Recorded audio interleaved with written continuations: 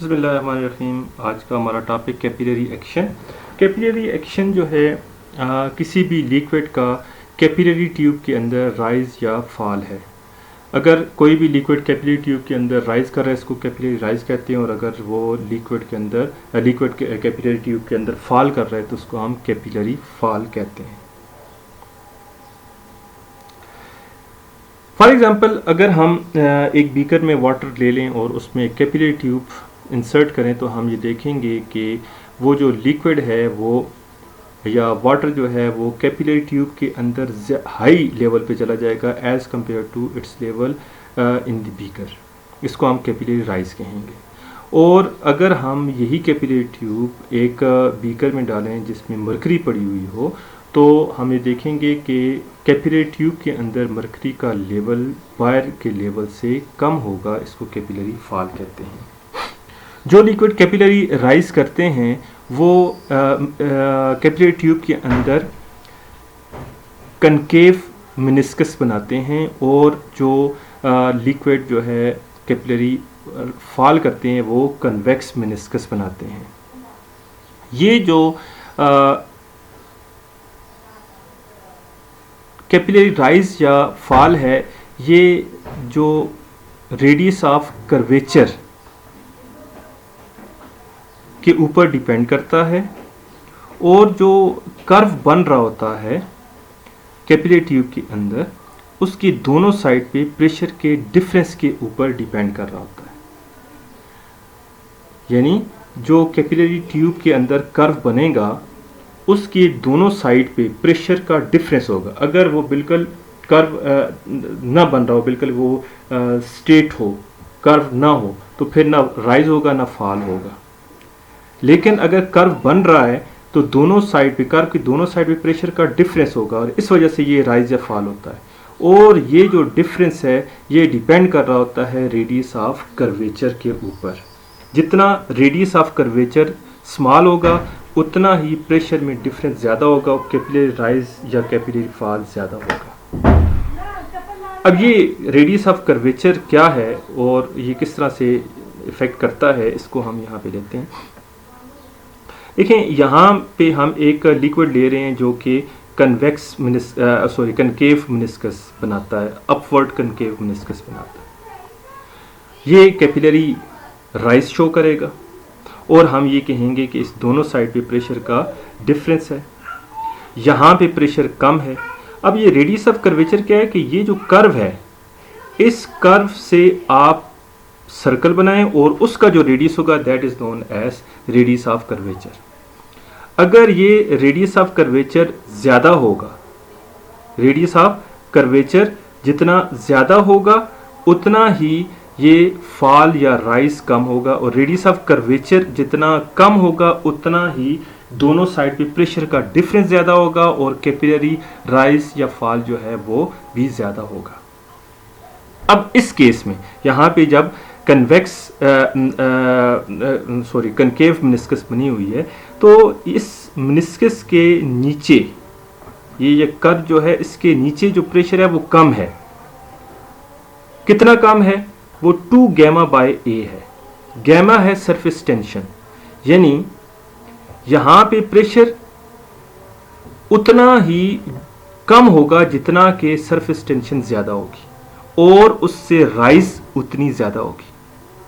यानी यहाँ पे प्रेशर का जो लेस प्रेशर है, प्रेशर यहाँ पे कम है, वो कम कितना है? 2 गैमा बाई ए। यानी सरफेस टेंशन इस लिक्विड की जितनी ज़्यादा होगी प्रेशर उतना कम होगा, और प्रेशर जितना कम होगा तो प्रेशर का डिफरेंस ज़्यादा है और राइज उतना ज़्यादा होगा। दूसरा है A is the radius of curvature. तो ये जो प्रेशर जो है यहाँ पे उतना ही कम होगा जितना के रेडियस ऑफ कर्वेचर कम होगा।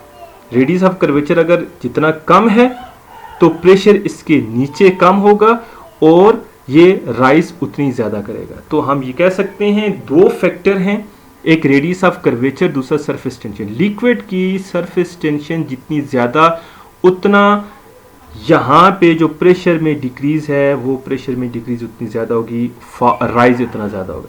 रेडियस ऑफ कर्वेचर जितना कम होगा यहाँ पे प्रेशर उतना ही कम हो जाएगा और राइज उतनी ही ज़्यादा होगी। तो प्रेशर यहाँ पे 2 गैमा बाय ए इतना कम है एज कंपेयर टू आउटसाइड, जिसकी वजह से यहाँ पे इक्विलिब्रियम एस्टेब्लिश करें, यहाँ से लिक्विड इसके अंदर मूव करेगा और मूव करते करते एक हाइट पे चला जाएगा जहाँ पे इक्विलिब्रियम एस्टेब्लिश हो जाएगी। वो हाइट फॉर एग्जांपल h है। वो जो हाइट है जहाँ पे इक्विलिब्रियम एस्टेब्लिश हुई है वहाँ पे सिचुएशन कुछ ये हो जाएगी कि 2 गैमा बाई ए, ये जो हाइट ऑफ कॉलम है उसके प्रेशर के बराबर, और height of this additional column, इसके कॉलम का जो प्रेशर है दिस इज GHD, आपने पढ़ा हुआ है GHD। डी हम कहते होते हैं डेंसिटी, यहाँ पे हमने डेंसिटी की बजाय रो लिख दिया है। G वही acceleration due to gravity, H height, rho this is density of liquid minus density of surrounding air, कि वो नीचे की तरफ प्रेस भी कर रही है। अब अगर ये एयर हम ले रहे हैं, यहाँ पे सराउंडिंग एयर है, तो उसकी डेंसिटी तो चूंकि बहुत ही कम होती है, लिहाजा यहाँ पे रो माइनस रो बार की बजाय हम रो लिख सकते हैं। तो हमारे पास 2 गैमा बाय ए, ये जो था प्रेशर में कमी थी, इस प्रेशर में जो कमी को पूरा करने के लिए लिक्विड ऊपर की तरफ गया और एक हाइट पे जा, यहाँ पे इक्विलिब्रियम एस्टेब्लिश होगी। यहाँ पे कॉलम का प्रेशर और जो नीचे जो प्रेशर है दोनों बराबर हो गए, अब वो राइज या फॉल नहीं कर रहा। तो इस वजह से हम ये कहेंगे 2 गैमा बाई ए, यहाँ पे जो प्रेशर में कमी थी वो कमी कैसे पूरी, GHD से कमी, GH रो से कमी पूरी होगी, माइनस रो ये जो एयर का प्रेशर है, इस एयर की डेंसिटी जो है उसको हम निगलेक्ट कर देते हैं।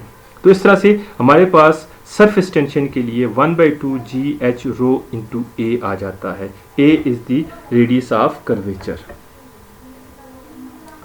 तो ये जो रेडियस ऑफ कर्वेचर है, ये कर्व का जो ये रेडियस ऑफ कैपिलरी ट्यूब के साथ इस तरह से रिलेटेड है, A is equal to R over cos of theta.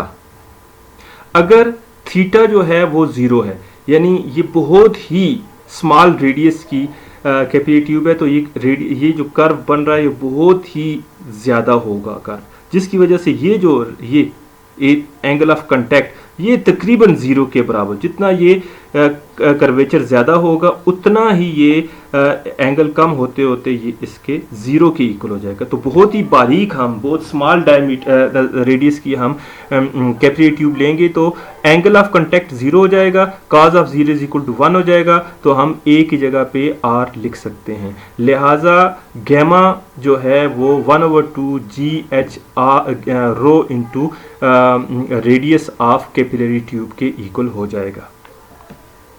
इसके मुकाबले में हमारे पास ऐसे लिक्विड्स भी होते हैं जो कैपिलरी फॉल करते हैं। ये लिक्विड ऐसे होते हैं जो नॉन वेटिंग लिक्विड हैं, यानी जो कैपिलरी राइज करते हैं वो वेटिंग लिक्विड है, यानी इनको अगर आप कैपिलरी ट्यूब में डालेंगे उसको वेट करेंगे या किसी भी कंटेनर वेट करेंगे, लेकिन जो कैपिलरी फॉल करते हैं वो नॉन वेटिंग लिक्विड होते हैं, वो कंटेनर को वेट नहीं करते, वो कन्वेक्स मेनिस्कस बनाते हैं। जैसे मैंने आपको मरकरी की एग्जांपल दी थी, तो यहाँ पे भी उनकी यही सिचुएशन होगी। अब इन के केसेस में हम इसी तरह से gamma is equal to 1/2 GH rho into A लिखेंगे, लेकिन अगर ये भी कैपिलरी ट्यूब बहुत ही स्मॉल रेडियस की हो तो ये जो एंगल ऑफ कांटेक्ट है ये बढ़ के 180 के तकरीबन इक्वल हो जाएगा, और cos of 180 is equal to -1, तो लिहाजा हमारे पास A is equal to R हो जाएगा। तो ये gamma is equal to -1/2 GH rho into R हो जाएगा। तो ये जो इक्वेशंस आई हैं 1 और 2, इससे हमें ये पता चल रहा है कि राइज या जो फॉल है किसी भी कैपिलरी ट्यूब के अंदर, उसकी मेन जो काज या वो रिलेटेड है सरफेस टेंशन ऑफ सब्सटेंस के साथ। जितनी सरफेस टेंशन ज़्यादा होगी राइज या फॉल उतना ही ज़्यादा होगा, अगर हम radius of capillary tube constant रखें।